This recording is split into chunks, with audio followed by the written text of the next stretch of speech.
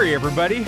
Welcome to just south of the war zone in Los Angeles. Hashtag Newsom riots.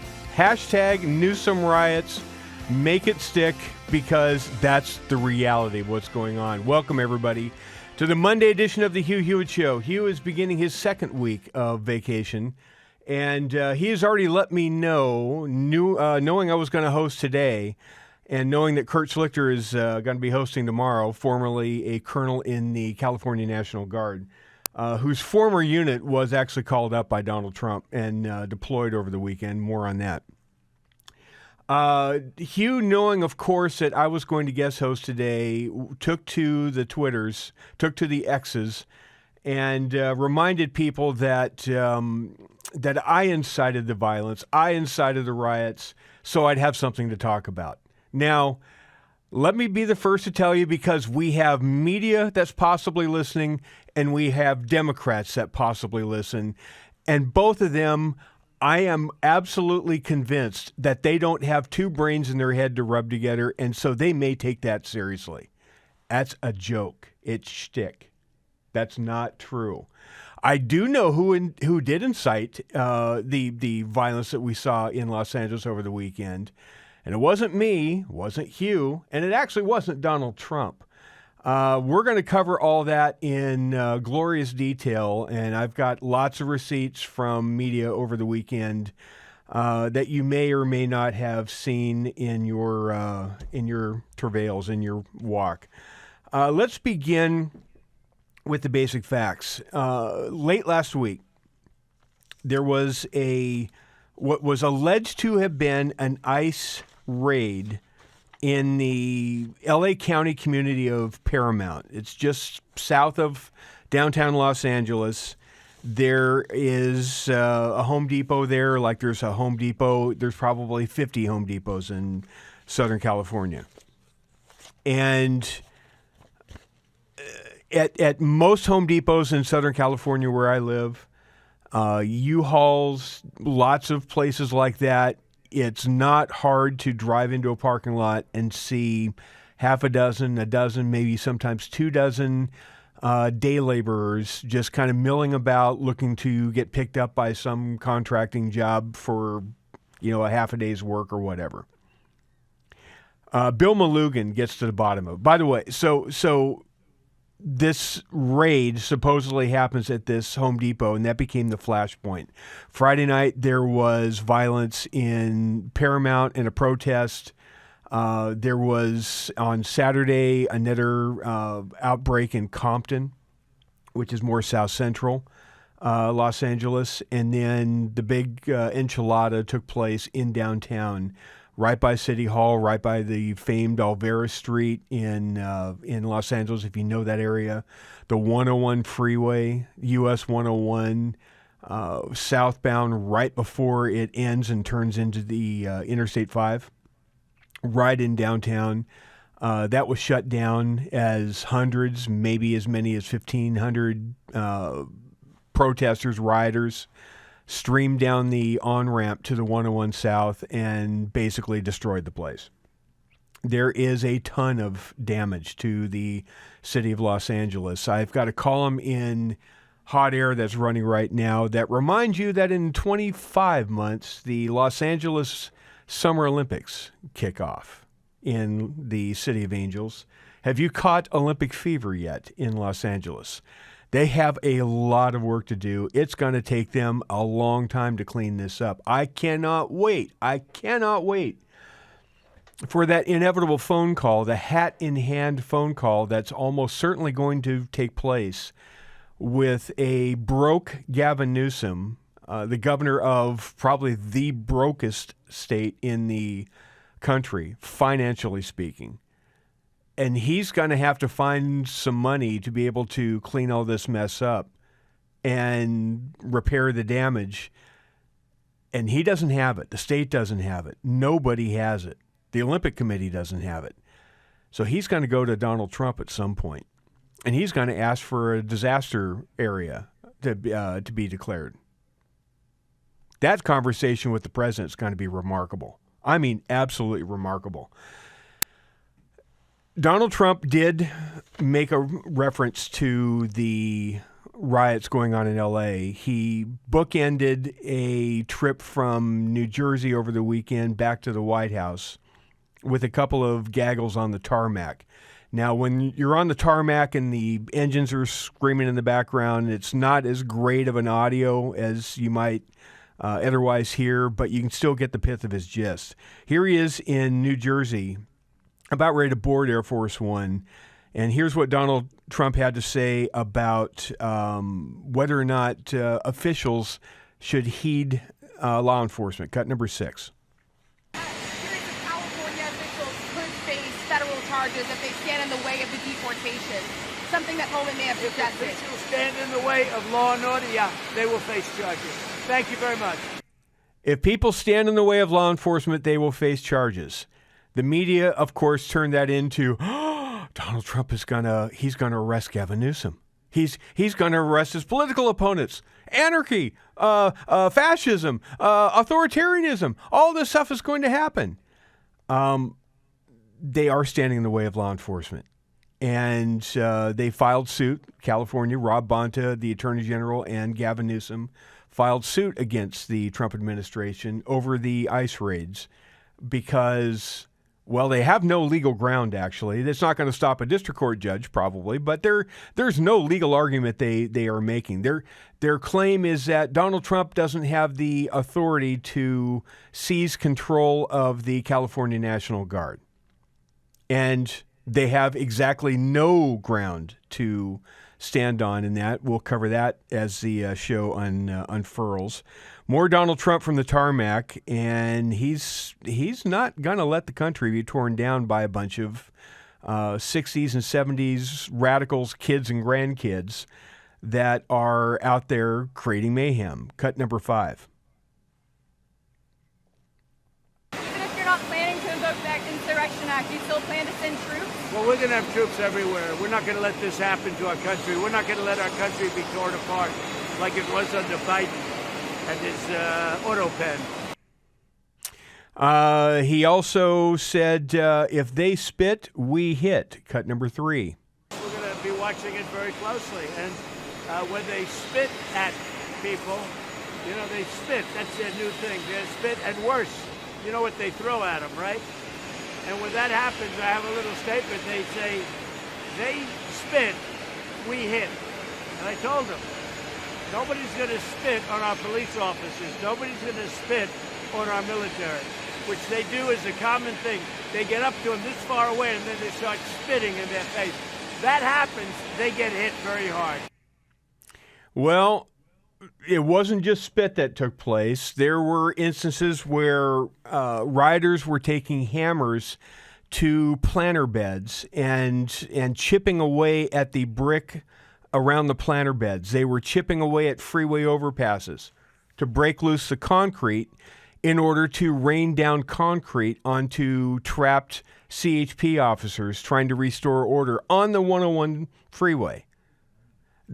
I mean, that's attempted murder. They're trying to play lawn darts with concrete blocks onto cops. They destroyed a fleet of CHP vehicles, and enough so that dropping a concrete block on the hood, deploying the airbags, that's not cool. That would be called a riot in most things. But that's not what we were led to believe. What we were led to believe, you've got to believe all of these things happening at once. There's no violence. It's not a riot. It's not really happening. And it's only happening in some places, and it's all Trump's fault. That's the argument the Democrats and their accomplices in media pushed on the American people over the weekend. We've got all the receipts. Don't go anywhere. You will be absolutely infuriated at what you're about ready to see and hear. Joined for a few minutes by Olivia Beavers, who is the Wall Street Journal congressional reporter, and few are better on the Hill than Olivia Beavers is. Welcome, Olivia. Good to talk to you. Good to talk to you too, Dwayne. So this is going to be kind of a quick segment only because I got to get back to riot coverage. That really isn't a riot, depending on who you talk to in the Democratic Party. But I've got to get the update on where the big, beautiful bill is in the Senate. The last I saw, Rand Paul's a hard no. Ron Johnson's a probable no. I can't find anybody else that's come out as a hard no against it. Is that what you're seeing, or what's the head count, or what's the number scheme look like right now? You're exactly right. And also 3 is the magical number. So if Ron Johnson is a hard no, and then there's a third, then they start getting into trouble, with the numbers. I think Senator Murkowski is one to look at. I think she's been a little non-committal, but it's hard to tell just yet. Usually those are decisions that you see just when the vote is coming down, unless there's some sort of leaking of conversations that so-and-so opposes it. But there are different camps. There are the Republicans who are against the clean energy. There are the Rand Pauls and Mike Lees who want more intense spending cuts. And then there are some other changes that are probably going to happen to the bill, like SALT is probably going to change. We're going to have to see how House Republicans, especially like the SALT Republicans, respond to that. So they're still in the Senate's still in the early phases of ironing out these different kinks in the negotiations, but they have to kind of get the finance committee part done this week before they start talking to, figuring out if the Byrd rule, which has limitations on what can pass in terms of budgetary measures through reconciliation, whether the bill will work in those terms. So they're sort of at the precipice of really soon having text that we can review of like what the Senate version is going to look like. So has it made it through any of the committees yet, or is it just still being marked up? Still marked up is my understanding. Okay. As far as the SALT caucus, they may be a little quiet, especially the California wing of the SALT caucus. They may be a little quiet trying to make the case, hey, sure, we've got these riots going on, but you still need to bail them out. We still need to subsidize their state income tax that they have to pay, because California, they're going to be a little hushed over the next couple of weeks, I'm thinking, because California's not in a really good light right now. Before we let you go, yeah, go ahead. Oh, sorry. I will say the New York and the New Jersey SALT Republicans tend to be a little bit louder than the California ones. But we're gonna be checking in with them, I'm sure, when they come back for votes today. That's always been true. That's exactly right. But even though they were quieter, they're going to be Marceau right now. I want to get a quick update on where the House is with the first rescission package. Do we have any movement on those, or where that stands? I think we're expecting to see the first rescission package get a vote sometime this week. And there are some Republicans suggesting that they have opposition to it. Don Bacon has implied that in a New York Times profile of him. There's some who are concerned about cuts to public broadcasting, PEPFAR. So we're trying to suss out if the numbers are there, but that might ultimately delay the timeline in which Republican leaders are hoping to move forward with this. They've broken up the rescissions into different packages, and they're hoping to do a majority of them after the reconciliation bill is done. Okay, fair enough. I'm telling you, if there's a Republican out there that votes to restore or save PBS funding and keep that from having a rescission bill on it, that's the end of their political career. I'm just telling you that's not going to be tolerated by the right. Olivia, more on X, please. More updates, more tweets. I rely on what you do immensely. So keep on the tweeties, keep on the X's, and keep us updated on what's going on with those two packages. Olivia Beavers of the Wall Street Journal. You can follow her on X at Olivia_Beavers. Terrific reporter. I got to get back to what's going on in the riots. Karen Bass, the beleaguered mayor of Los Angeles, made the rounds all over the place, press conferences and on CNN. Just want to give you a smattering of what she had to say. Cut number 10. We are going to fight for all Angelenos, regardless of when they got here, whether they have papers or not. We are a city of immigrants, And this impacts hundreds of thousands of Angelenos. So we stand with the rioters. We stand with the illegal aliens. We stand with the people in the street rioting. We stand with them, says the mayor of Los Angeles, who was shocked when the city basically burns down. She also was on CNN with Wolf Blitzer and Pamela Brown. And if you're watching, I hope you are on the Salem News Channel for this. The split screen here, the optics are just off the charts. Cut number 12, please. Oh, no, I think the issue here is state power and state sovereignty. And so we do not believe, and what the governor is doing is separate from what's happening in the city. But what was the reason that the president had to take the power from the governor and federalize the National Guard? The night before this action was taken, there was a protest that got a little unruly. Late at night, it was 100 people. 27 people were arrested. There wasn't a reason for this. That is the concern. And if there was, the way it happens traditionally is that requests are made on the local level of the governor to send National Guard troops. No request came from the city of Los Angeles. If you're on a split screen box and you're the smallest box on there saying it just got a little unruly when the rest of the screen is a riot, you've got a problem with your messaging. You got a problem with the optics. You know what unruly is? Unruly is a week at summer camp when the kids are bouncing all over the place. That's unruly. Angel Tree camps can be a little unruly because kids have fun during the week. I'll tell you how you can help out right after the break. But that's what unruly is. That's not what we saw in Los Angeles. What we saw was a riot. And after denying it was even a riot, immediately Karen Bass pivoted to, okay, so it is a riot and it's Trump's fault. It's just ridiculous what we're seeing unfold. We'll get back to the ongoing drama about the riot in Los Angeles. There's who knows what's going to happen if this is a multi-day story. ICE does not seem to be slowing down their serving their deportation orders and getting bad people off the streets. There are suggestions that the protests or the riots may move to San Francisco later today. There was talk that there was chatter online that maybe LAX was going to be in the crosshairs a little bit later on, LA International Airport.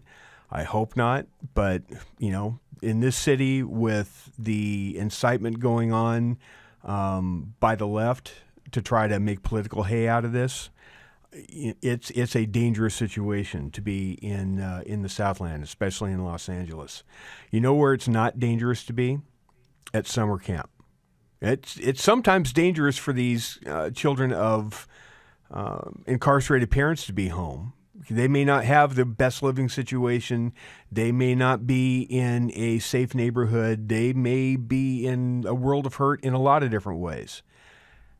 But you can be their hero. You can remove them from this situation for a week and let them just be a normal kid and learn that there's another side of life that they may not have thought was possible. Angel Tree is a wonderful organization that Salem has partnered with for many, many, many years. And they have sent thousands of kids to camp and changed lives forever, thanks to the contributions of listeners like you and viewers like you on the Salem News Channel. If you go to hughhewitt.com and click on the top of the page, there's a banner that loads, an Angel Tree banner. And you can click on that and look, $200 sends a kid to camp for the week. Room and board, food, and lets them play and ministers to them for $200 a week. And Hugh challenged all of us guest hosts before he left on his Hillsdale cruise that we can't raise anywhere near the kind of money that he can. And he'd probably have to double down when he got back from his cruise. I'm here to tell you that your generosity is off the charts, regardless of who is sitting behind the microphone. And for that, I am grateful. And I'm making that appeal on behalf of all of us here at the network to either go to that banner at hughhewitt.com or call 888-206-2764. 888-206-2764. If you can't donate $200, $50 can. And 4 of you send a kid to camp for a week. And that works just as well. 888-206-2764. And I appreciate it. And I guarantee you these kids appreciate it. Let's get back to how media is covering this. The riots that are going on are no big deal, we're being told. Dana Bash on CNN summed it up this way, talking to Mark Wayne Mullins, senator out of Oklahoma. Cut 26. It's pretty bad.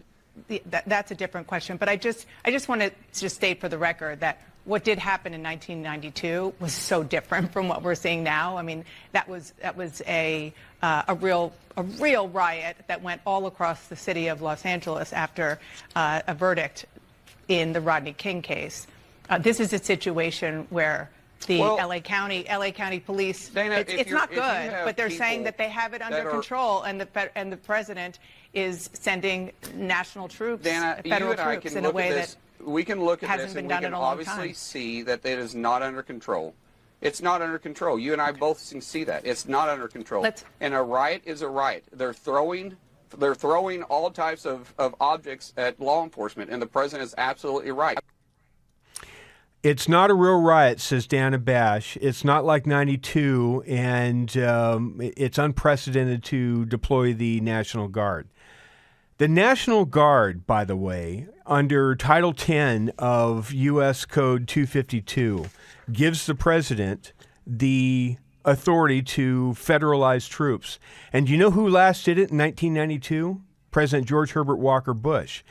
And the very same troop that was activated and is protecting the federal buildings in Westwood and in downtown L.A. and the ICE detention center, the same outfit is the outfit that Colonel Kurt Schlichter used to be a part of when he served in 1992 in the L.A. riots and was federalized by George Herbert Walker Bush. Kurt's going to be in tomorrow. He's got a thing or two to say about the precedence and unprecedentedness of federalizing the National Guard and whether the president has a right to do so or not. And if you think I'm kind of exercised, wait till tomorrow. It's going to be absolutely lit when Kurt Schlichter is in. The absolute blizzard of false reporting and agenda-driven journalism and Democrats trying to figure out how to politicize this and navigate what is a disaster for them optically with the rest of the country is so it's almost overwhelming. And I'm going to do my best to work my way through this. Gavin Newsom spoke with MSNBC's Jacob Soboroff over the weekend and had this to say, blaming Trump for what Dana Bash said isn't a real riot anyway. Cut number 8. Causing mischief and mayhem.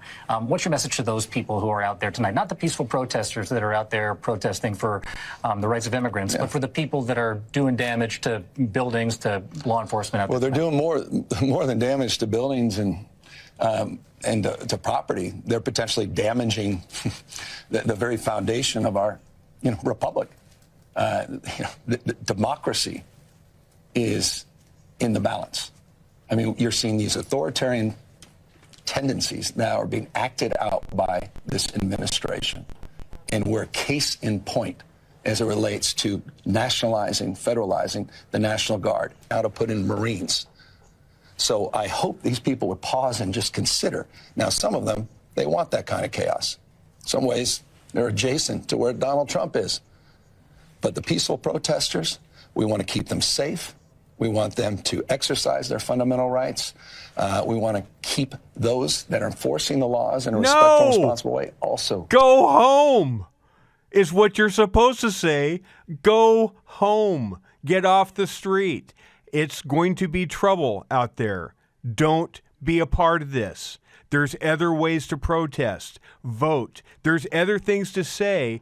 But Gavin Newsom and Karen Bass kept encouraging people to get out there and continue because it's all for the right cause. Because Donald Trump's the enemy. ICE is the enemy. Even the law is the enemy.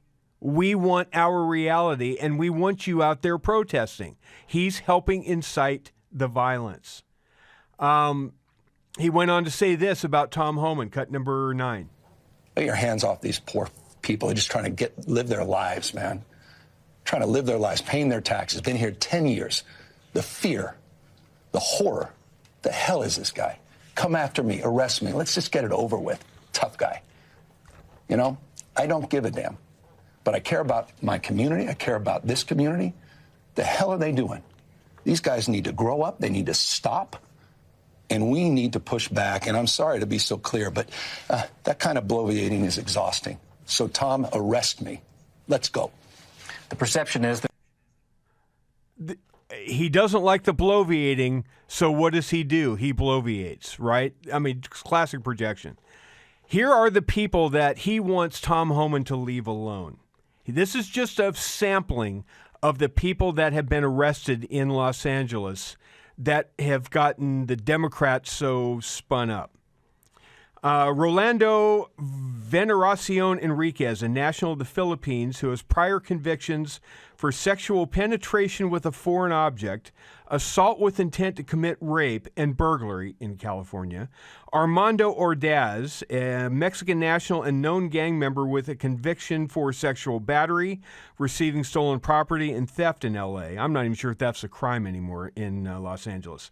Victor Mendoza Aguilar, a previously deported Mexican national and known gang member with convictions for assault with a deadly weapon and possessing drug paraphernalia. Delfino Aguilar Martinez, a Mexican national with a conviction for assault with a deadly weapon causing great bodily injury in L.A. Jesus Alan Hernandez Morales, a Mexican national and aggravated felon with prior conviction for conspiracy to transport an illegal alien. He was deported today. Jose Gregorio Medranda Ortiz, an Ecuadorian national with convictions for conspiracy it goes on and on and on, right? And here's the thing. Media is going along with inciting the violence. Because what did Gavin Newsom just say? Come on, ICE. Come on, Trump. Leave these poor people alone. Leave these poor people alone. They're just out there trying to make a buck. They're just one of us. They're just trying to live their lives in peace and harmony with everybody else, right? Media is going along with this too. KTLA Channel 5, the WB affiliate in Los Angeles. This is a headline that they did. Federal officials confirm that a Southern California fourth grader who was detained by immigration officials will be deported. Now, if that's the only news you get, you're going to be pretty ticked off. Well, that doesn't seem right. That doesn't seem fair. Maybe I ought to go out and lend my voice to protest. Maybe I should go out in the street too. Would it change things if you actually heard the rest of the story that KTLA refused to tell you? Which is that the boy and his dad are Hondurans who illegally crossed the border in 2021 and were ordered to return to Honduras by a judge, meaning they had due process in 2022. The father appealed, and his appeal was rejected. They both have deportation orders. They failed to leave the U.S., but are now being deported. That's a little different than how KTLA spun the story. But now that you know that, it doesn't matter because KTLA tugged at the heartstrings, and now they're wondering why everybody's out in the street lighting cars on fire. There was another one where a Southern California father was detained by immigration officials, leaving his pregnant wife and 2 children alone. The problem is he overstayed his visa from Bangladesh and has had a deportation order since 1997. He's been here illegally. But the media won't talk about that. He's just a loving father. The media was absolute garbage, and probably no one was worse than Brian Stelter of CNN, who,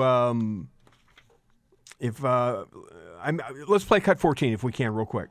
I do want to talk about something else. You have a write-up on CNN.com about misinformation that is being spread, some of it by politicians. What can you tell us about that? Yeah, absolutely. Look, on one level, protests are always about images, about spectacle. You might even say it's about theater. And we are seeing that play out in LA. And I think it's valuable to have that perspective as we see some of these pictures, especially as we zoom out and we recognize that the unrest is isolated, is not overtaking the entire city of LA. So, according to Brian Stelter, most people in this country, vast majority of people in this country, did not get eaten by Jeffrey Dahmer. Most land in Oklahoma did not get hit by a tornado. Most of Israel did not get hit by Hamas. That's how Brian Stelter views the world. It's crazy. Let's do a little market report as long as we're talking about gold. Of course, the market report is brought to us by AmericanFederal.com. 800-221-7694. That's 800-221-7694. You can just go to AmericanFederal.com. It's always interesting to see what the markets do after a riot. And unfortunately, we've got a lot of track record in the past. Of course, the Summer of Love, the Summer of Antifa, the Summer of Black Lives Matter several years ago had an impact on both the stock market and also on the precious metals market. And let's take a quick look at where the market is. Looks like the Dow, S&P, NASDAQ all had a pretty good day. Not up a ton, but up a little bit. Dow was up 45 a little earlier. NASDAQ was up about 80. So most of the indexes are in the green. As far as gold, it's pretty flatlined. It's within about it's up $2 over where it was yesterday. It's still sitting at around a little over 33.50, I think, is where it is trading. Look, I'm not the expert on what to do and when the buy point is with gold. That's what Nick Rovich is for and his team at American Federal. Give them a call, and he'll help you navigate it. You may have gold to sell. This may be the right time to sell. You may have been storing it and waiting for the right point to unload it. This may be that point. It may be time to buy more as a hedge. Nick's just going to give you the straight information. And we are very pleased to have American Federal support this show, and we hope you support them. AmericanFederal.com or 800-221-7694. So Judy Chu, Democratic representative from L.A. area, said this on CNN. Again, if you're watching the Salem News Channel, it's just too rich. Cut number 27. I believe that the LAPD has this underhand, and they are very, very experienced in riot control. Sure looks like it, doesn't it? This is something that they can handle. We do not have to have the National Guard here. We certainly do not have to have the Marines here. This is a manufactured crisis, and we do not need the Insurrection Act, and that is an understatement. And again, there's a distinction, because in many cases where there's a natural disaster or there's civil unrest. Now, the thing is, it is being manufactured. It's not being manufactured by Trump. It's being manufactured by the left. The Marines are on standby. They're not on the streets. That's simply a lie. The National Guard are not deployed throughout the city conducting offensive measures against the protesters. They're in a defensive posture around federal buildings, protecting those buildings from being attacked perfectly according to the law. But they're being demonized as being mythically out in the population when they're not. Morning glory, everybody. Welcome back to just south of Los Angeles, the not riot that is really kind of a skirmish that got a little unruly, that actually is a riot that is Trump's fault. That's what that's the pith of the gist that we're getting out of media and out of Democrats, both in Southern California and in our nation's capital. Welcome to this hour of the Hugh Hewitt Show. Hope you're having a good day on the Salem News Channel or the Salem Radio Network where you're hearing me. I'm going to spend this segment just kind of giving you a parade of the inanity that is governing this state or having a hand in the governance of this state. just to let you know the concentrated stupid that we few remaining California Republicans have to contend with. Pramila Jayapal was at a rally. Now, of course, she does not like the Jews much. We've already established that. But she's also pretty much against the rule of law when it comes to immigration. Cut number 19. We are here to say free the immigrants that have been arrested. The immigrants that have been arrested. We are here to say end the ICE raids. End the ICE raids. End the ICE raids, free the... I forget what I was supposed to repeat in that mantra. Look, I've already read you the kinds of people that ICE picked up that she wants to free and put on the streets. I mean, if this were Jerusalem on Palm Sunday 2,000 plus years ago, this is the free Barabbas crowd, right? You know, give me the murderer. Give me the worst person in the world that's incarcerated. I'd rather have that person free than have Jesus Christ roaming around unshackled. Free Barabbas. That's what the crowd seems to want when these people, in several cases, are child molesters, right? But I'm not even sure to the Democrats that's even a crime anymore.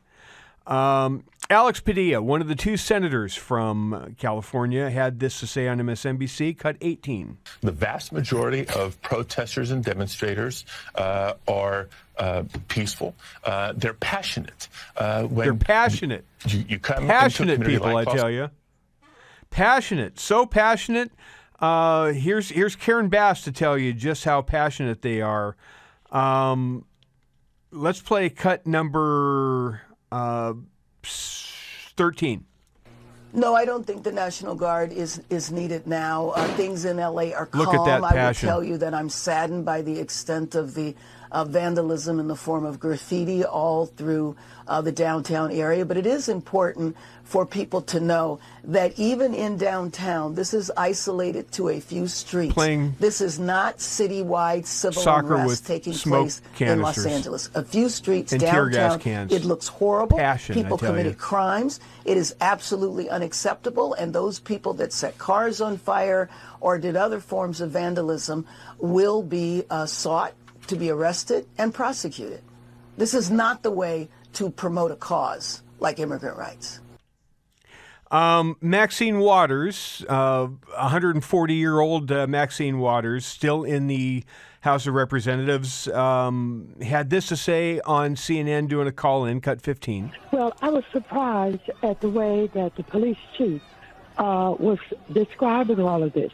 There have been no violence where anybody that was protesting hit anybody, shot anybody, no violence, threatened anybody. None at all. Nothing has happened. Nothing happened. He doesn't know what to do, probably, because this is a sanctuary city, and the police don't have the authority. All that he's got to do is work with the governor. What is she talking about, by the way? She's talking about the Los Angeles Police Department chief, Jim McDonnell, who is the only person in any leadership capacity in the city or county of Los Angeles or the state of California, the only one not singing out of whatever the hymnal is the left is singing out of, that it's not a riot, it's only in isolated places, okay, it's a riot, and it's Trump's fault. That seems to be the meme that the left is wanting you to believe, and all four have to be true at the same time. But the only one not singing out of that book is Jim McDonnell, who said this, cut number 22. Issue, and the federal authorities have the right to be able to do what they're doing. As far as people worried about the violence that we're seeing, this violence that I've seen is disgusting. It's escalated now since the beginning of this incident. What we saw the first night was bad. What we've seen subsequent to that is getting increasingly worse and more violent. Tonight we had individuals out there shooting commercial-grade fireworks at our officers. That can kill you. And we have adapted our tactics to be able to have a chance to be able to take these people into custody and to be able to hold them accountable. We are overwhelmed as far as the number of people out there engaged in this type of activity and the type of things that they're doing. They'll take backpacks, and the backpack will have a cinder block in it. They have a hammer, and they'll break up the cinder block and use that, pass it around to throw at officers, to throw at cars, and throw at other people. We've seen people with hammers, and you've broadcasted, breaking the bollards behind the federal building and taking the rocks, if you will, or pieces of concrete, and throwing them at officers. We've had liquid of who knows what description thrown at officers. There's no limit to what they're doing to our officers. And again, as I mentioned in my statement, I can't thank our. So he went on to say that it wouldn't be a bad idea if the National Guard came to help us because we're overwhelmed here, is what the police chief said. So in his press conference, he's declaring that the police department are pretty stretched to the max, and we're overwhelmed here. We need help. That's his press conference. At the same time, Karen Bass, the mayor of Los Angeles, holds her own press conference and says this, cut 17. I want the people of Los Angeles to know that we stand with all Angelenos, no matter where you were born. The First Amendment right gives you the ability, again, to protest peacefully. But it does not give you the right to be violent, to create chaos, or to vandalize property. And that will not be tolerated. So I call on all Angelenos to continue expressing your right, your anger, your outrage, but to do it peacefully. So she's doing the disclaimer. Oh, well, you shouldn't be, you shouldn't be violent about it. Violence is never the answer. But keep protesting. We're right there with you. We support it. All the stuff that you've done so far, we support, except, of course, where you're attacking the cops. But that's not really happening. That's isolated. That's not a really big deal. That's not really happening. It's calm now. But get out there and protest. While the police chief is saying, we're overwhelmed, it's getting out of hand, it's increasing. She's actually trying to pile on and make it worse. The lie that the National Guard are among the police response out there actually trying to quell the mob, trying to quell the riot, which is not true. They're in a defensive posture around the federal buildings. That's all they're doing. That's all they've been charged to do. And that's fine for now. But they're being used as an incitement saying, oh, the National Guard are roaming the streets. Why, we can't let that stand. Maxine Waters found where the National Guard was. Look what she had to say about it. Cut 20. What are you going to do? You some kid who's afraid of you and run? You going to shoot an elected official? If you shoot me, you better shoot straight. I don't know why you're in my state. A sitting U.S. Congresswoman is on the grounds of a federal building heckling the California National Guard, who are doing nothing to her. All they are doing is protecting the building, and she's heckling them because they're protecting a federal building. That is today's Democratic Party. That is today's progressive movement. Vote accordingly. Joined on the line, or actually on the Salem News Channel if you're watching, by Noah Rothman, senior political writer over at National Review. Hey, Noah, how you doing? Doing all right, Dwayne. How are you? I am doing grand. So I'm looking at 10 U.S. Code 252. Whenever the president considers that unlawful obstructions, combinations, or assemblages, or rebellion against the authority of the U.S. make it impractical to enforce the laws of the United States in any state by the ordinary course of judicial proceedings, he may call into federal service such of the militia of any state and use such of the armed forces as he considers necessary to enforce those laws or to suppress the rebellion. Rob so you're saying the California lawsuit is on shaky ground?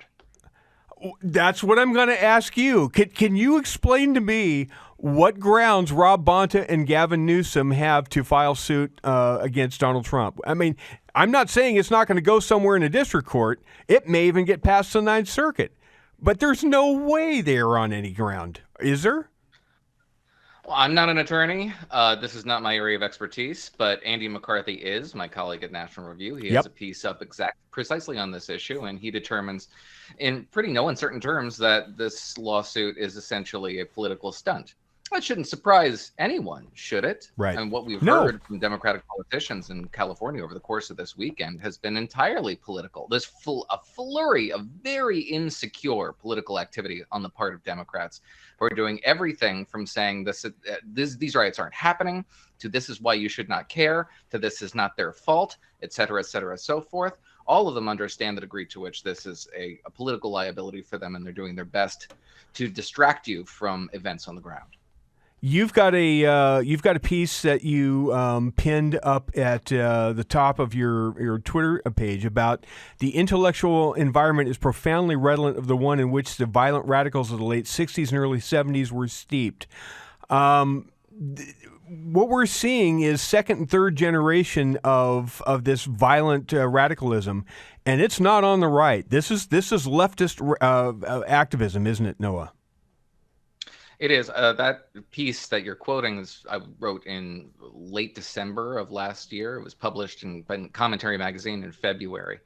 And there have been endless additions to it in the interim. I think there are periods in American life in which the source of political violence can alter between the two sides of the political spectrum. Political violence is not monopolized by one party or the other, or one political coalition or the other.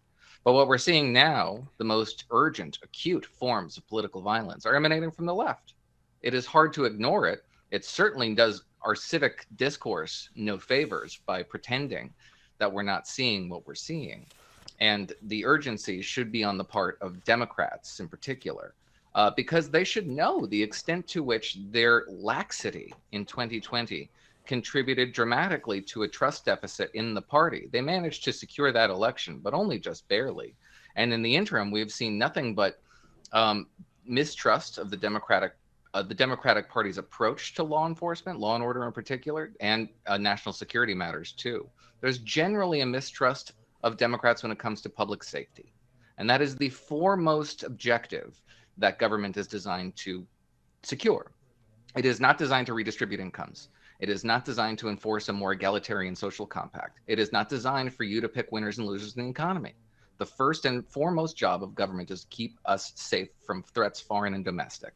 And Democrats have fallen down on that job. Until they get up on their feet and start looking like a competent party again, they can't expect voters to trust them. And it's going to be hard to expect the left, the Democratic movement, to get up off the ground when you have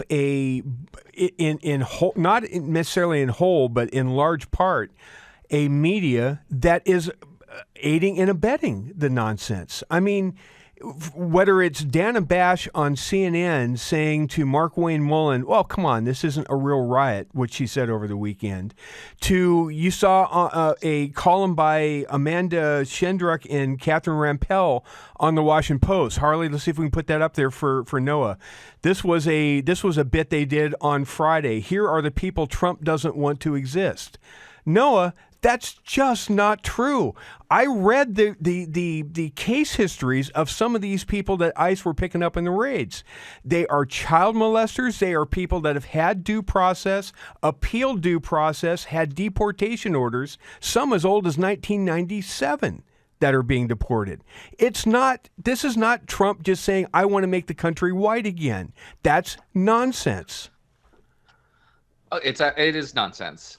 You always make a mistake when you make a sweeping generalization. You can look at individual cases and say, well, maybe this deserves another look, or maybe this individual's status was overlooked. For example, there have been efforts to detain people who are here on tourist visas. That's fine to point that out and say mistakes will be made. That's why we have due process. In fact, it's not just subject to one law enforcement agency's determination. That being said, the argument that they're attempting to make here is a very similar one from what we're hearing from California Democrats, is that this has nothing to do with law enforcement. This has everything to do with the president's pathologies that are being played out here on the national stage. You hear this from Democratic officials on the ground in California, which is illustrative of the party's problem here, right? We all see with our two eyes the extent to which Democrats appealed to, over the course of 2023 and 2024 in particular, lawless elements in the American political spectrum. They were zealous to a degree that Democrats wanted to appropriate that zeal and turn it on their political enemies. I'm thinking particularly about the post-October 7th protesters, the anti-Israel, pro-Hamas protesters. You see them now. They've traded in their surgical masks for keffiyeh. They have a Hamas armband on their arms as they're waving a Mexican flag. There's no ideological coherence to this. The notion that they're put off by individual cases of deportees who probably shouldn't be in the system to begin with is just nonsense. That's not what's motivating them. These are anarchists. They hate law. They don't like the country as it is currently constituted. They want to break it down. They're doing everything in their power to do so. And Democrats understand they are on their side. Why? How can we tell? Because of what they say. They talk about the degree to which this chaos has been visited on them, that they've been goaded into it by Donald Trump, that we shouldn't give them what they want. We've heard this now from Gavin Newsom, Adam Schiff, Karen Bass. This is what Trump wants, right? He wants you to go crazy. Don't take the bait. Don't let them do this. They're appealing to rationality in this crowd.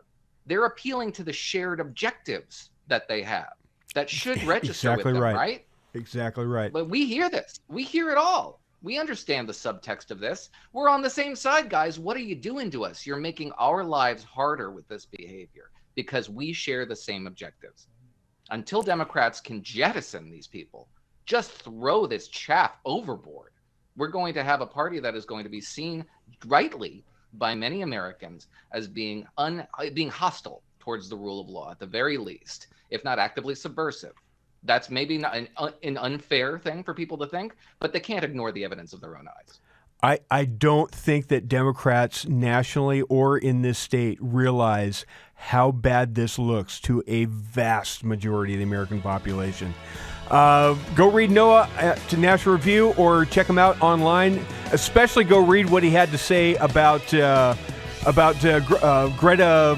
Thunberg's little adventure, A Sea, and how that went haywire. That's actually very fun reading. At Noah C. Rothman on X. California actually has been good to me.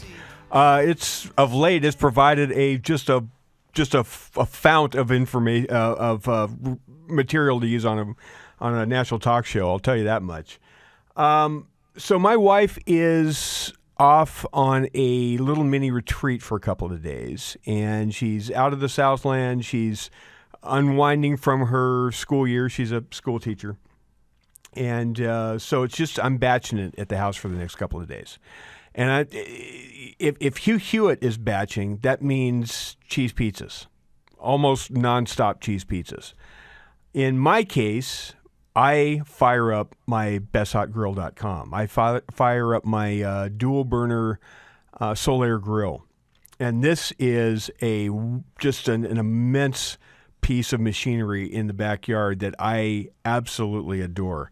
Rhett Rasmussen and his wife Irene and the folks at Solaire Grill, they not only do the finest grills on earth, they also make gas logs and fireballs and all that kind of stuff. You can get all that information over at besthotgrill.com. But I'm telling you, these things get hot. They get hot. They get hotter faster than a flaming Waymo. Now, I know Kurt Schlichter is out there saying, hey, I actually opened for Flaming Waymos back a ways back. If you don't know what the reference is, Waymos are self-driving taxis in Los Angeles until that service actually stopped today because the anarchists, the people on the street decided, we can call these things up, throw a rock at it. It thinks it hit something and stops cold in the middle of the street. And those electric batteries, they burn really hot. Not as hot as a Best Hot grill, but they burn hot. Anyway, I'm going to be cooking burgers, steaks, all sorts of stuff for the next 3 days, and I can't wait. And why am I doing that? besthotgrill.com, besthotgrill.com. And why am I doing that? Because that's part of my maintenance program on myphcweightloss.com. I lost 50 pounds. I didn't really eat much because I was glued to the television yesterday. Watching just the most jaw-dropping coverage possible about 6 hours of how this isn't a riot and 6 hours of uninterrupted, no commercial breaks. It's mostly peaceful, don't you know? 6 hours of mostly peaceful. except, of course, for all the flames and rocks and concrete and bricks and everything being thrown at cops and everybody else. But I got back on the beam last night, had a little burger. It was great. MyPhDweightloss.com will help you lose whatever weight you need to lose. You can call 864-644-1900. That's 864-644-1900. And they will craft a meal plan to help you lose the weight you need to lose safely, naturally, methodically, and then teach you how to keep it off. Like it worked for me. It'll work for you as well. MyPhDweightloss.com. Okay, back to the craziness. Nanette Diaz-Berrigan, who is another Democrat representative, was on CNN, had this to say, cut 31. We are having an administration that's targeting peaceful protests, people that are there to protest. The president is sending the National Guard because he doesn't like the scenes. He doesn't like the scenes of people peacefully protesting. Now, of course, that's a lie. The president is sending the National Guard. The president used Title IX, which is his legal authority to do so, to protect the buildings that are federal buildings and the occupants therein, which are federal employees. Donald Trump is protecting federal employees from the mob by putting California National Guard around them in a defensive posture. This idea that the National Guard are out there shooting at people and all the incitement that's going on is just that. It's incitement. It's reckless. It's dangerous.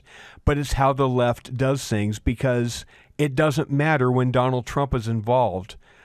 Anything goes. All norms go out the window, and we can incite and do whatever else. If you were upset at what happened on January 6th, and a lot of people were. I was upset at what happened on January 6th.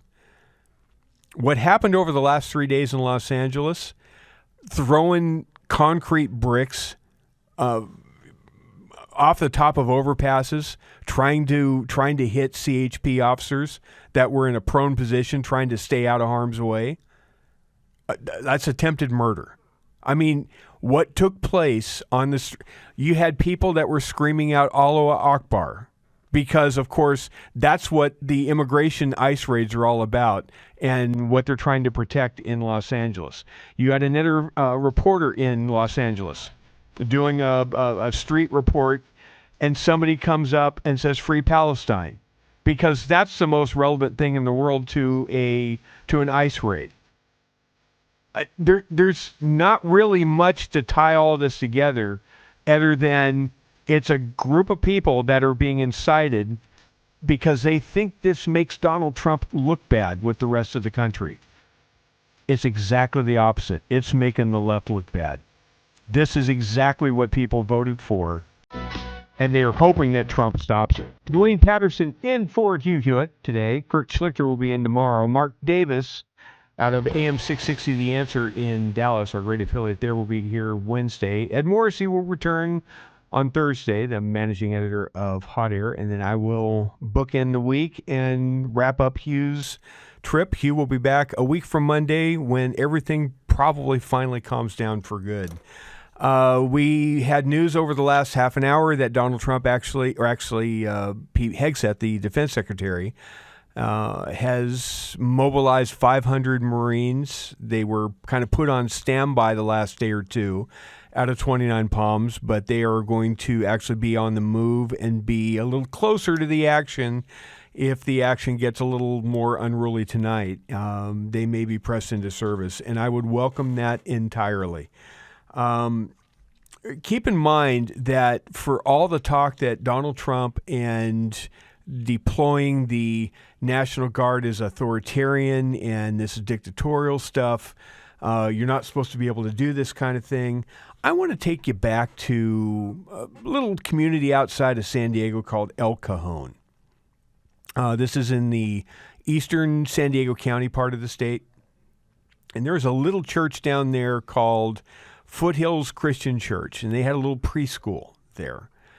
And in the year of COVID and the tail end of 2021, they, like a lot of people, finally got to the point at the end of 2021 where this masking stuff was pretty much for the birds. and it wasn't really doing what everybody said it was supposed to do.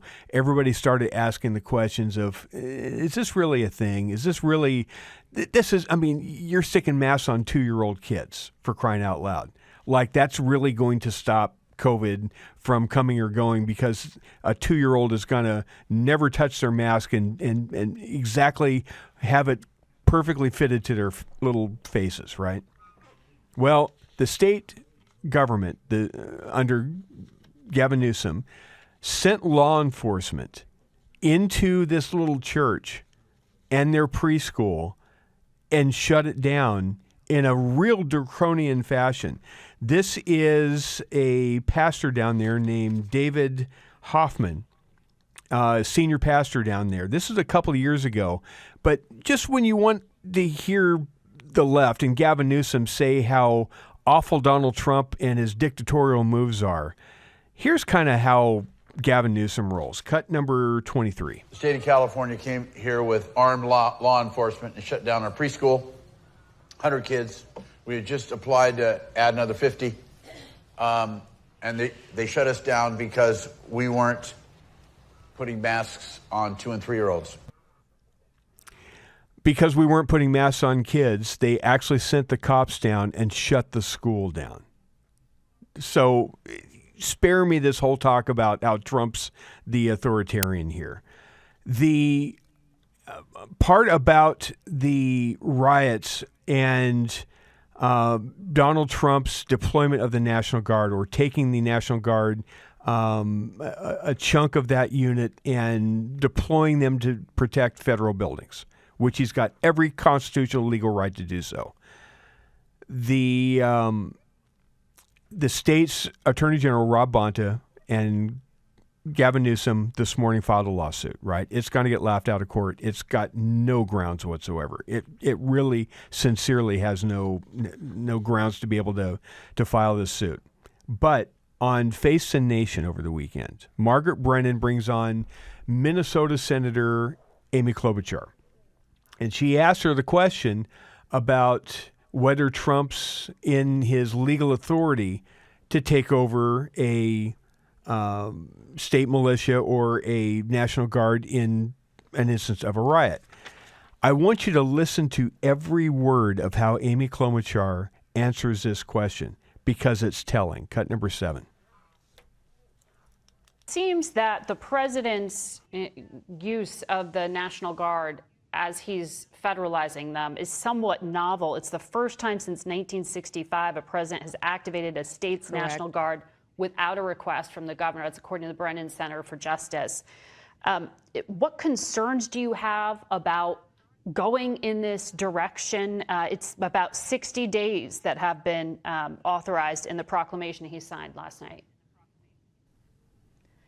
My concern, of course, is that this inflames the situation and that he is hell-bent on inflaming the situations. Individual governors look at their states and make decisions, but in this case, the president time and time again has shown this willingness to one, violate the laws we've seen across the country in many different situations outside of the immigration context, and 2, inflame situations. So what do I think he should be doing right now? Who do I think he should be bringing in? I think he should be bringing in economists to talk to him right now about what's happening with the debt and with his big, beautiful betrayal of the middle class, to be talking to him about what's going on with the tariffs and how they are hurting small businesses. I think he should be bringing in the people that I talk to every day, regular people, farmers whose markets are drying up, people who are worried about their moms or their grandmas getting kicked out of their assisted living because of his Medicaid cuts.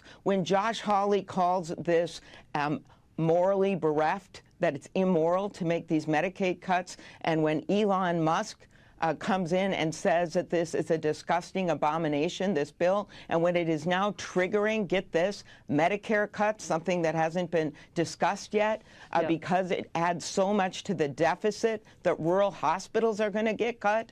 I think that's who we should be listening to right now, instead of his constant effort for shock and awe and trying to distract people what they care about most, which is the economy and their family situation. We're going So the question, in case you forgot, the question was, is it legal for Donald Trump to take over and commandeer a National Guard in case of an emergency or a riot?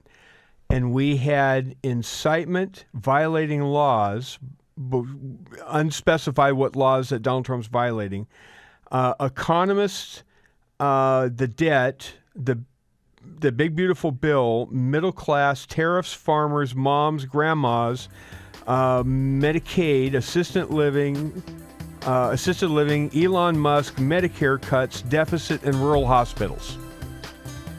The fact that Amy Klobuchar could not address the question should tell you something. Yes, Donald Trump can do that. Everything else is a smokescreen to just remind you we don't like Donald Trump. So if Donald Trump does something, it should be illegal because we don't like Donald Trump. That's not the rule of law. I want to bring you a Profile in Courage. And this edition of Profile in Courage goes out to Congresswoman Sarah Jacobs. And Sarah Jacobs wants you to know she feels the plight of the illegal immigrant. She is there in emotional and moral support. She put up on X last night, "These immigration raids don't define us, but our response to them does. I was proud to have dinner at Buona Forchetta to show my support for them as they deal with the fallout of the raid where agents threw out flashbangs in order to arrest restaurant workers, not hardened criminals. We will continue to stand with our immigrant communities. And by the way, can you please take this plate and refill my water glass and go wash dishes in the background for minimum wage?" Yes, that's exactly what Sarah Jacobs, that's how she is identifying by having a posh dinner in one of the more elite Italian restaurants in all of the Southland. And knowing that behind the scenes, it's like the house elves at Hogwarts making the food for the kids. They live in deplorable little barrels in the kitchen, and they have rags for clothes, and they're basically servants. They're basically in servitude. But I'm here to support them and enjoying some of the finest food on earth. Oh, just a profile in courage. You know how you can actually be a profile of courage and actually make a difference in somebody's life? Not be a poser like Sarah Jacobs. Send a kid to camp. Send a kid whose parents are actually incarcerated and they're struggling to make ends meet and trying to figure out their way in the world when most of their stability is in a prison cell right now. Angel Tree comes in and makes a way available so that these kids, for at least a week, can be just like every other kid and sing, goof around in the woods, play in a bouncy house, do all the stuff that kids do at camp, and learn maybe something greater than themselves and what purpose that greater purpose might have in their life.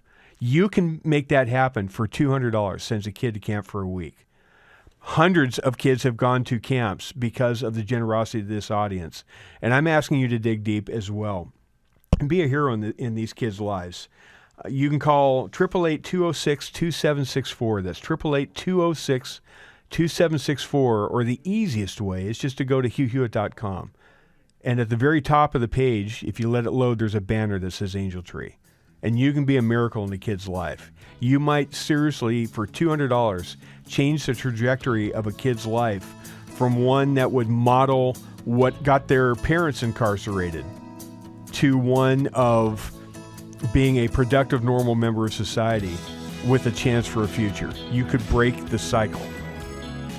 Please go to HughHewitt.com, click on that banner, and I'll be back to completely shift gears as we start Hour 3 of the Hugh Hewitt Show. I am going to set aside the riots in L.A. for the time being and focus on some other hot spots around the world that are getting kind of short shrift because of what's happening here. and talk with a good friend of the program, retired Admiral Mark C. Montgomery, who is the executive director of the Cyberspace Solarium Commission and a senior fellow over at the Foundation for Defense of Democracies. Welcome back, Admiral. How are you? Hey, Dwayne, thank you very much for having me. Glad to be here today.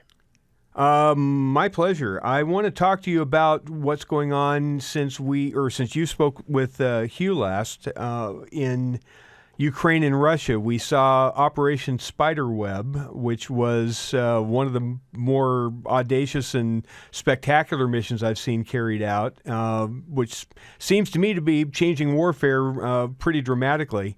And then, of course, over the weekend, it was kind of lost in the shuffle with all of the riot stuff in Los Angeles. But Russia did their own counterattack using something like 400 plus drones and cruise missiles, and the Ukrainian Air Force took out like 370 of those. This is like right in your wheelhouse here. All this cyber warfare that's going on, and using drones to do a lot of the fighting. What do you make about what's going on, and how is warfare changing both offensively and defensively? Oh, thanks. That's a good question. These were big events over the last 2 weeks. So first, that you've heard it before, but that Ukrainian attack was extremely creative and effective. It was also completely appropriate. Those were legitimate military targets, and it did some damage to the rocket force. I'd also comment, and it definitely looked to me from the damage I saw that they severely damaged or destroyed one of their A-50 AWACS planes.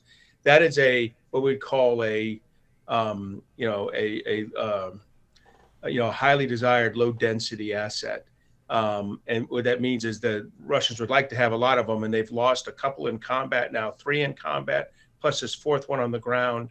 That's a significant loss and, a more than 50% degradation of their capability. So these were big strikes. They were important. The Russian counterattack wasn't that much different than 2 weeks before.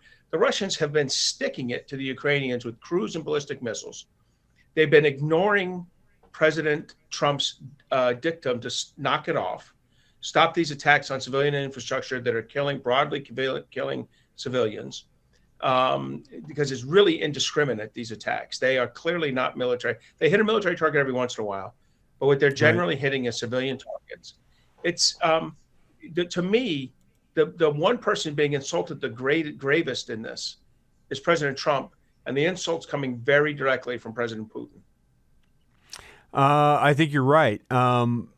So how does the Pentagon respond to this shifting ground in drone warfare? I mean, I know that we're constantly evolving our offensive and defensive posture here, but after seeing what the Ukrainians pulled off, I'm looking at all these these Costco container ships sitting in ports within a stone's throw of military bases and sensitive spots that we have.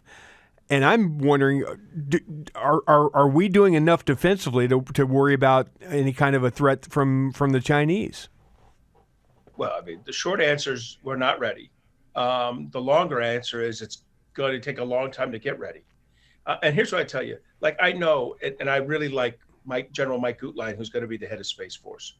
The head of the Golden Dome initiative. He is the vice chief of the Space Force right now. And I desperately want to say not his problem, right, drones, but that's not how it's going to go down. He's going to get this problem too. So we're going to take the person who we're giving the biggest, greatest technological challenge probably since Rickover got nuclear power or Shriver got the ICBM in the 1960s. And we're going to say, by the way, while you're doing this thing about space and shooting down things at the speed of light and blah, blah, blah, we'd also like you to handle this little problem of the drones on the ground and the defense of basically 3,000 pieces of critical infrastructure, 4,000 military base, just a dramatic task. My gut reaction is he's going to get this tasking. And it's going to be hard because these are very different problems. They both can be helped a lot by new technology, emerging technology. They both have to have the cost per shot dropped The reason we Right. don't do ballistic missile defense is because it costs so much. Drone defense right now for us, the successful system we have, Coyote, is, 100,000 a shot. We tend to use a 2-shot doctrine. So we shoot $200,000 at one drone coming in at $500 to $3,000 or $4,000. So that's a bad shot doctrine. That's a bad cost curve. And we've got to get that fixed. So from my perspective, this is yet another wicked problem for us. That's one we need to get on quickly, because you're absolutely right. If I could mention one other thing, you would be shocked if you were to draw in red, color in red, the land owned by Chinese companies in the direct vicinity of U.S. critical infrastructure, like engineering power, like electricity, power generating plants, or military bases.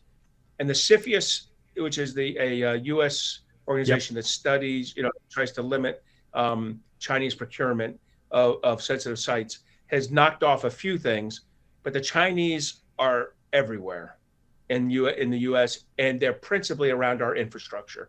And that's not an accident, and it's a risk. We've been warning about that for a long time, and even knowing that it's a problem, I am absolutely certain we would be surprised at the extent of how bad that problem really is. Mark Montgomery of the Cyber Solarium Commission is joining me, Dwayne in for Hugh. Since we're talking about the Chinese, you mentioned, I think it was a week ago, that Pete Hegseth, the Secretary of Defense, gave a speech talking about the CCP as an imminent danger to all of the democracies we share in Asia. And you said it was a pretty good speech. I didn't get a chance to see it. But you also had some recommendations for where he goes from there, or where he should go from there, right? Yeah, so it was a good speech. I'd stand by that assessment that I gave last week, I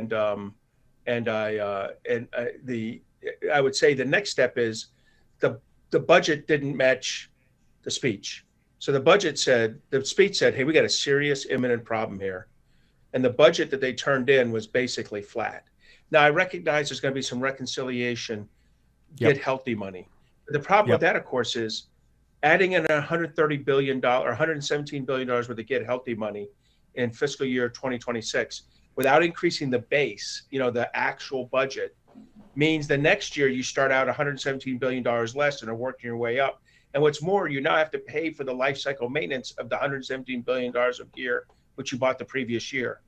So I am very concerned that we hover around 3% spending of GDP now, defense spending. Now we have a really big GDP, so I don't look at the Europeans and say, you don't have to go above 3% because we don't. Bull. We are spending a lot of money, but we do need to be spending around 4% of defense on GDP, and we're not getting there when you submit a flatline budget. So great speech, budget didn't match it. You know what? Tomorrow he's on Capitol Hill talking to appropriators about the budget. And I think a lot of them in their oversight of him, I hope they stay away from Signalgate and all that kind of stuff. That's kind of like theater. And I hope they stay on the subject matter, which is, why is our budget not increasing year over year? What's your plan to get to 3.5% or 4% of defense spending? And what's the right priority? Where do we need to take risk and seize opportunity in this budget? We have about a minute left, Admiral, and you brought somebody to my attention last week that I had never heard of before, a person named Sean Planky. Can you tell us who Sean is and where Sean is being assigned, if confirmed, and whether that's a good pick or not? So I like Sean Planky. He is the nominee to be the head of Cybersecurity Infrastructure Security Agency, basically our civilians cyber defense agency for the nation, with Cyber Command being the military one. They run the .security.gov. They build the public-private collaboration with our energy, power, water, critical infrastructure, things like that. He's a great nominee. For some reason, his hearing was pulled down right before it happened. They still may vote on him this week. I think he's a perfectly good nominee. He'll be a fantastic leader. He's a retired Coast Guard officer, but he's worked in the National Security Council, Department of Energy. He's got the bona fides to do it. That's someone the Senate needs to approve as soon as possible so he can lead CISA for the next 4 years. Sounds like a pretty good endorsement to me. Follow Mark Montgomery at Mark C. Montgomery on X. And, of course, follow him over at the Foundation for Defense of Democracies and at the Cyber Solarium Commission. Great addition to the weekly lineup here on the Hugh Hewitt Show. Joined by another buddy of the program. That would be Bethany Mandel of the Mom Wars, a great Substack she helped start up from the ground, and also the co-author of Stolen Youth. And Bethany, I'm coming to you from just south of Riot Central. But before I come back around to the riot, not riot, and the media culpability in all of it, there was something that just ran across my desk right before the show started. And it should have gotten a lot more news than it clearly did. And my guess is this is not going to be a surprise to you, but I want to read it for the audience. This is from the account of at Chalavy, Chalavy Ishmael. And it said, breaking, coordinated anti-Semitic attacks hit the Five Towns area overnight. This is in New York. 3 separate incidents took place around 3 a.m. A Jewish-owned auto shop was torched. A nearby restoration business had its windows smashed. And the Israel Chesed, I think is how you pronounce it, center, was targeted with a banner reading 50K dead Gazan kids tied to the front gate. These acts of vandalism were synchronized, deliberate, and designed to intimidate a visibly Jewish community. The fact that they occurred within blocks of each other and during a time of heightened anti-Semitic incitement is no coincidence. Jeff Eisenberg of the Israel Chesed Center, these events are clear messages from Hashem. More Chesed, more packages, more work to do. The community has been urged to check security footage and stay alert, but more than vigilance, we need moral clarity. If this had happened to any other community, it would be national news. Why is it acceptable when it happens to Jews? This violence is a direct outgrowth of the rhetoric on our college campuses and the blood libels published daily in the media. Each of them bears responsibility for this. We need strong action now. What do you make of that, Bethany? So as we were about to come on, I was getting messages from my community list. We have a WhatsApp group in my town outside of Washington, D.C., and somebody's been driving around with Palestinian flags hanging outside their windows, yelling at Jews. So this is something that's been going on across the country, which, you're right, has not been getting almost any visibility. It's been happening a lot in the tri-state area, in the New York, New Jersey area, because of the amount of Jews that are living in certain communities, like the Five Towns, like Teaneck, has been getting a lot of this anti-Semitic harassment for the last year and a half.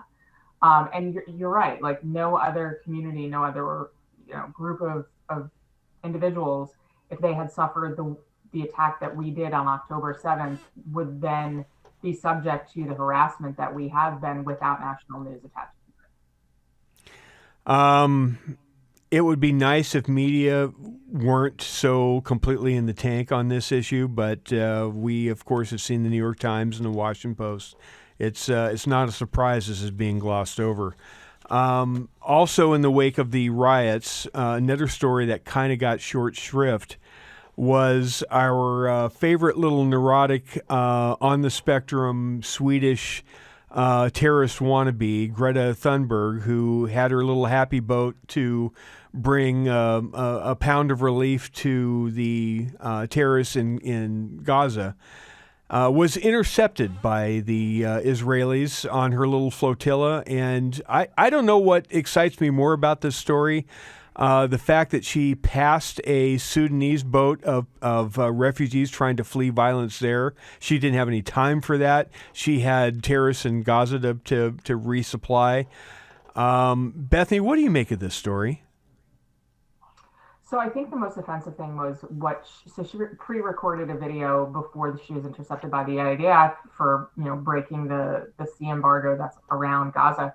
And Yep. she said that she was being kidnapped.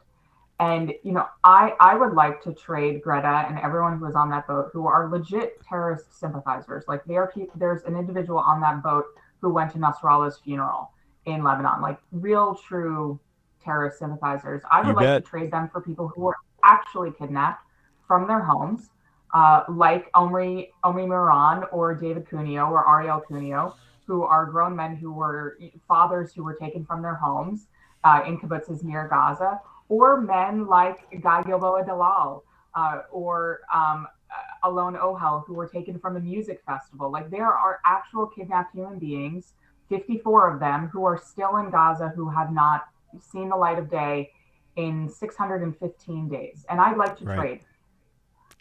I know it's disgusting. The use of the phrase "I'm being kidnapped by Israel." That's about as tone deaf as one can get, actually. We got about a minute and a half left. I want to talk about the riots in L.A. and in the context, while I'm watching media do nonstop coverage, not even a commercial break, to tell me how mostly peaceful it is. I saw two different instances, one of somebody right over the 101 freeway shouting Allahu Akbar, which, of course, that is the primary concern of all the people trying to keep ICE from kicking out all the Mexicans and all the Mexican flags that were flying everywhere. Allahu Akbar seemed to be really, really right in league with them. And then another one, there was a reporter doing a field shot from somewhere in L.A. where there was a riot zone. And as soon as she's trying to report, somebody comes in and screams "Free Palestine" in her microphone. And I'm thinking, that doesn't seem to compute with what this thing is supposed to be all about. It's all one and the same. It's all leftist. It's the Jew hatred, the hatred at government, the anarchy. It's all on the left, Bethany.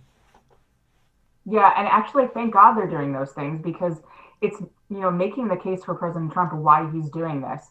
It's the porous border is a problem for so many reasons, but one of them is we can have actual terrorist sympathizers who come through the southern border from the Middle East who want to commit terrorist attacks, and they are people who do care about free Palestine and all of those things, Allahu Akbar.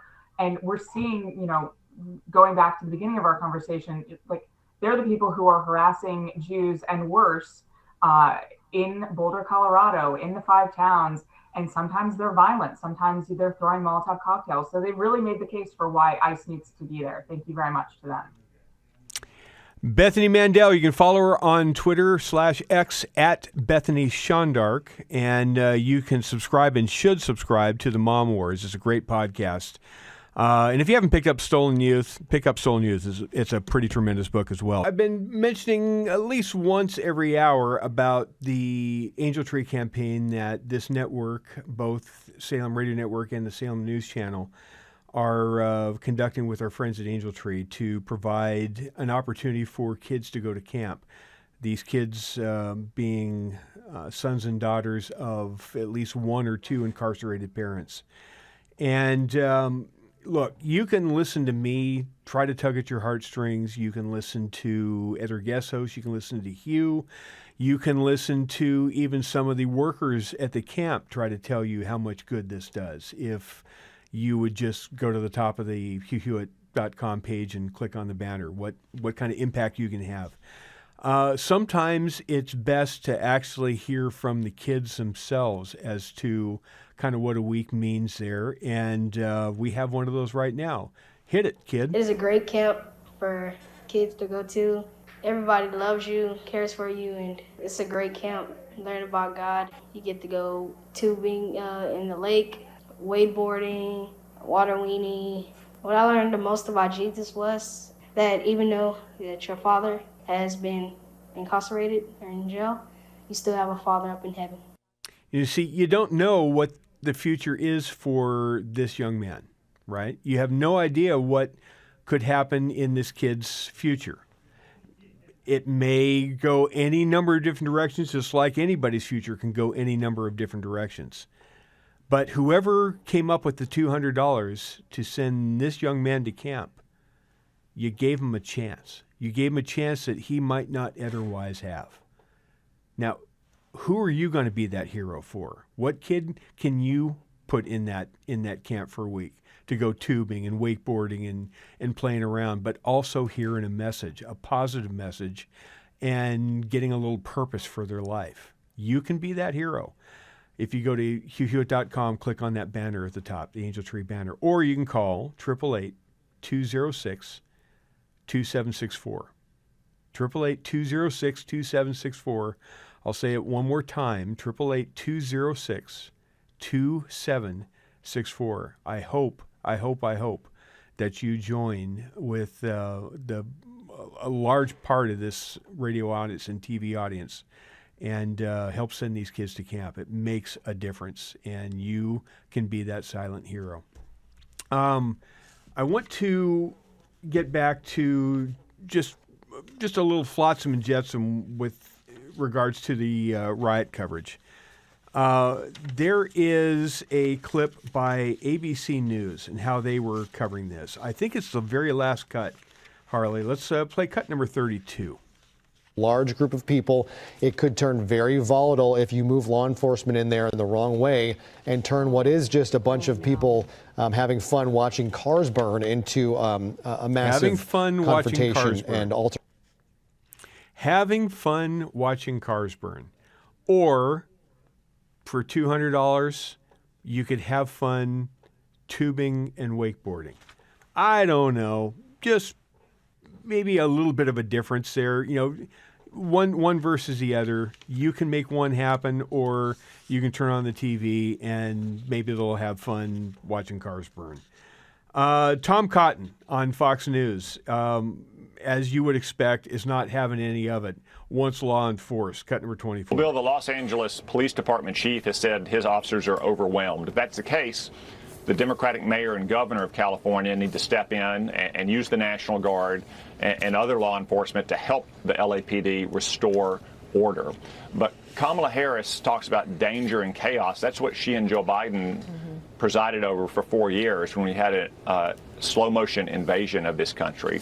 In the election last year, the American people voted to secure our border and to deport illegal aliens, especially violent criminals of the kind that were apprehended in California late last week. It's not provocative to enforce federal law. It's not provocative to do what President Trump campaigned on. What's provocative is to have all of these illegal aliens setting cars on fire while they wave the flags of foreign countries and now being joined by professional agitators from Antifa or pro-Hamas sympathizers. That has to stop. President Trump is committed that it's going to stop today. If Democratic mayors and governors can't do it, then the federal government will have to. And apparently the federal government is already moving in that direction. We reported to you about an hour ago that 500 Marines have been activated from 29 Palms, and they are working their way into the zone. That was joined a few minutes ago by another 700 Marines out of Colorado that are working their way over as well to back that up. So there may be as many as 1,200 Marines, at least on station or able to be quickly deployed if the situation deteriorates in Los Angeles tonight. Dwayne Patterson in for you. Coming up after the break, a treat. We're going to talk to Benjamin Franklin's great-great-great-great-great-grandson. I think I got enough greats in there. Mark Skousen is an 8th-generation descendant of arguably the most colorful of our founding fathers, Benjamin Franklin. He is the Doty Spogley Chair of Free Enterprise at Chapman University and has a brand new book out called The Greatest American. Mark, you got to remember the Luntz rule, the Frank Luntz rule. You have to say the name of the book, The Greatest American, 7 times, or people will not remember The Greatest American and they won't buy The Greatest American. So make sure whenever we talk about The Greatest American, you refer to The Greatest American. Welcome to the Hugh Hewitt Show. Good to talk to you. Yeah, thank you. You know, the only reason I have the Greatest American as the title is because of the subtitle, which is History's Most Versatile Genius. And I came up with 22 careers that Ben Franklin had. So he was the jack of all trades and the master of all. It is a pretty remarkable book. It's spelled out as Benjamin Franklin on insert subject here. And it's what he had to say about trade, about faith, about wealth, about financing, about politics. I mean, virtually any subject that we are dealing with in the Republic today, Benjamin Franklin was talking about back in the day, and you can find the appropriate chapter of what Franklin would say about that. Now, why are we talking to Mark Skousen? Besides talking about The Greatest American, there is a conference that's coming up if you're going to be in Palm Springs this weekend from June 11th to the 14th. It's called Freedom Fest, the world's largest gathering of free minds. We will tell you about that in a minute, but maybe to get into that, let's go to Chapter 6 of The Greatest American, because we know that Benjamin Franklin hated party politics per se, which we'll come back to, but he did love the formation of clubs and different activist groups in order to discuss ideas, didn't he? So he would love something like Freedom Fest. Yes, indeed. He was very much a social person, and he loved a glass of wine and chat and the sober advice from elderly people. So he was really a very much a social animal. I don't think he would feel comfortable being alone, which a lot of Americans are. So they come to Freedom Fest. We have several thousand people coming here in Palm Springs, away from the LA riots. And it's peaceful here, and we're going to have a wonderful time where we talk philosophy, history, science and technology, healthy living, economics, business, finance. And that is what this book on Franklin, The Greatest American, the title. There you go. Because I have it's not a standard biography from rags to riches and his success story, but what can we learn from Franklin and his on taxes and tariffs and inflation and government debt and foreign policy? I have chapters on every one of them, including one on sex, which is a more controversial topic. Absolutely. Let me cherry pick a few of them because we've got a limited amount of time, but I do want to pick some of these subjects because, and by the way, if you want to learn more about this conference, freedomfest.com, freedomfest.com, all one word. I want to cover, because the way this book reads to me is Benjamin Franklin, among all of the other little trades he had, which were remarkable, what his life story was, he was a futurist. He saw the future. He embraced modernity to the best of his times would allow. And you kind of put Franklin into what he would say and think about today's period. So I want to kind of do that with a couple of chapters. In chapter 29 of The Greatest American, he talks about his love of Adam Smith. And in chapter 31 of The Greatest American, he continues that conversation talking about free trade. He was definitely a free trader, and there's nothing wrong with being a free trader. But what would Benjamin Franklin say about the kind of trade that we're dealing with in the disputes and the cheating going on by China in not having it be fair trade? Would he make that differentiation today? I think on net balance, he's still a free trader, and the ultimate success would be lower tariffs, lower barriers across the board. I think he would have sympathy, however, with fair trade. In fact, he talks about being treated fairly between countries. And that's really important to Ben Franklin. So he wants free and fair trade. And remember, he's a diplomat. So it was interesting that a couple weeks ago, President Trump channeled Ben Franklin. He had the Houdon bust of Ben Franklin in the Oval Office. And I think he was hoping that he would gain the skills that you had with Ben Franklin, who Ken Burns says is America's most successful, greatest diplomat.